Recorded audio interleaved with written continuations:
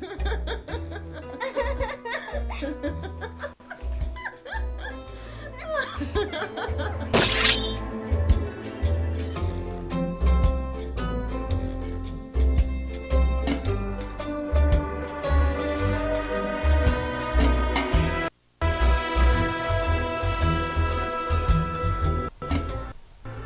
and welcome to Stupid for Dexter. This is our kill room, and we are your hosts. I am Kat Steele. And I'm Mandy Schneider. Hello. This is going to be a weekly show where we do recaps of Season 5 of Dexter. And this is our pre-show. This is going to be a quick little wrap-up between Mandy and I to talk about some of the big plot details and some predictions for the coming season. And to get you ready for our big show airing Monday night, September 27th at 7 p.m., right after you watch the first episode of Season 5, which, by the way, if you watch the first episode, great, definitely tune in Monday night. If you don't watch it, don't tune in, because we're going to spoil some things. It won't be good. We will ruin everything, but that's what we plan to do. So, from here on out, we're going to have a licensed clinical psychologist who will be joining us. We'll have special guests. We're going to have really fun segments. So tune in if you're a Dexter fan, because this is a show by the fans, for the fans, because Mandy and I, we're not experts. We just love the show. We love the show. That's what we do. So let's talk about what happened the last season. Let's do it. Actually, just the last episode. The big thing was that Rita was killed. She's gone. She's off the show. And how did you feel about that, Kat? I gotta be honest, Mandy, I'm okay with that. I didn't like Rita. I saw her as being a huge hurdle for Dexter, and the fact that she's now gone, I understand it's going to change everything, but not too upset about it. How about you? I feel the same way. I think they made her a little bit more likable in that very last episode, just so that when you found her dead in that pool of blood, it was all the more surprising. Like, oh, I kind of feel bad, but I'm ready for Dexter to get back into his killing spree, if you will. Right. He needs to get his groove on. That's how I feel. But it's going to be interesting to see how he gets back into that, because things are different. Trinity is dead. Trinity murdered Rita. There's no way to get vengeance. Where does a serial killer go from here? I don't know. Before we get to the predictions, though, a couple other plot lines that happen. Some minor ones, like LaGuardia and Batista got married. Yay for them. They're in love, although they don't live together yet. Which who really cares? Let's move on. That's fine. They're cute. They're cute. I like Maria's outfit.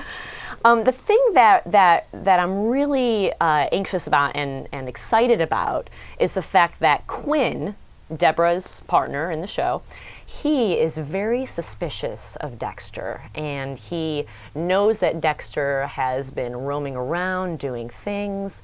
I'm wondering what's going to happen with Quinn and Dexter. That's what I'm wondering. Absolutely. Is this a Dokes 2.0? Is this the sequel? Because, I mean, as I recall, Dexter headbutted him. Dexter screamed at him. Dexter has very actively tried to push Quinn away. Quinn has every reason to be suspicious of Dexter at this point in time.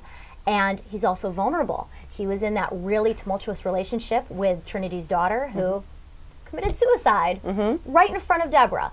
So he's vulnerable, suspicious, and I think that I agree he's going to be he's going to pop up later. Also, it's a good point with Trinity's daughter. Trinity's daughter and Quinn had this relationship, but she totally screwed him over.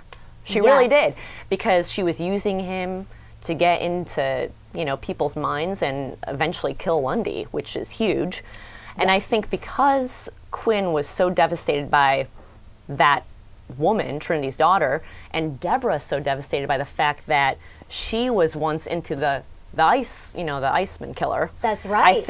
I think they're going to bond. I think there's going to be some bonding here, and I'm excited to see how that works out, because if Quinn and Deborah are bonding, if they happen to get together, is Quinn going to show Deborah that something is up with Dexter? Well, it's interesting that you bring that up, because another big plot point that happened during the 4th season, especially in the last episode, Deborah now knows Dexter's origin. She went and discovered who his birth mother was. She now knows that Dexter is the brother of the ice truck killer.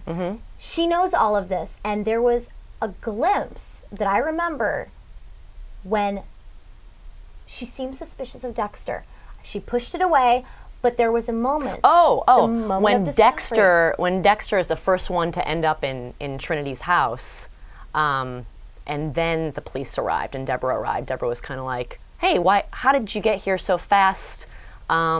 Just get on your vest. Put on your vest because you're my brother. I'm going to protect you. But she is suspicious of him for sure. She is. And we obviously aren't aware at this point if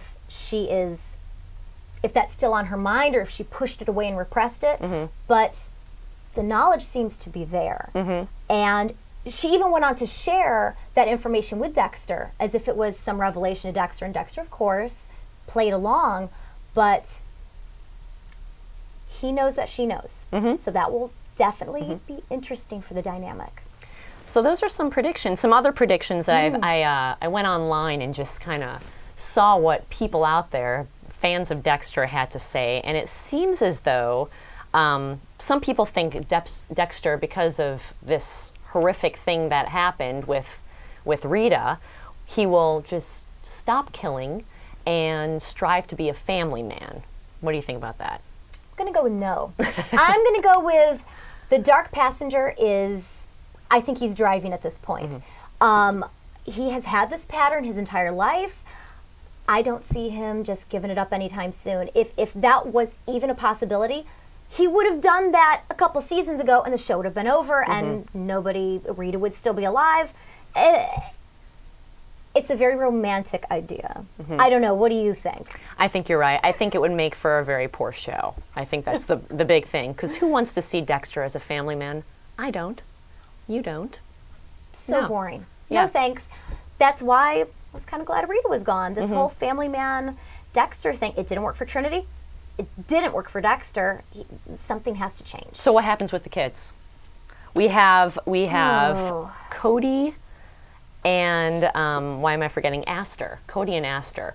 And that little girl is growing up to be a teenager, and with teenage girls comes PMS, let's just face it.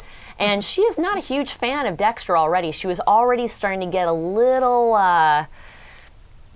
getting snarky. Crappy and snarky. I like that. Yeah, very snarky with Dexter. Just her whole dynamic in season 4 changed because she started getting really willful, grumpy, having none of it.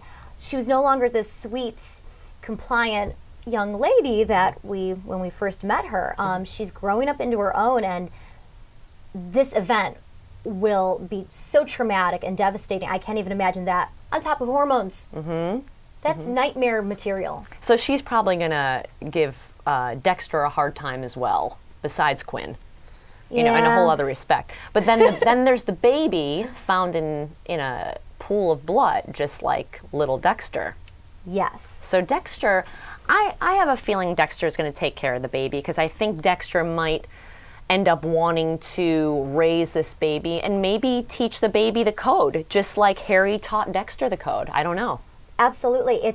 That is such a huge possibility, because the bond was made, baptized in blood. You cannot go back from that. So I think so too. That relationship will be even stronger, and he's going to have to be there for that child. Aster and Cody, though, it's interesting because they're older. They weren't there for that experience. I don't know. Do you think there might be outside caretakers? They showed grandparents. The grandparents. I think the grandparents will take them. It's too much for Dexter. If Dexter just has a little baby, there can be a nanny or a babysitter, something along those lines. That way he still has time to do his thing and figure out who the bad guys are, so he can keep that vigilante thing going on. Do you think that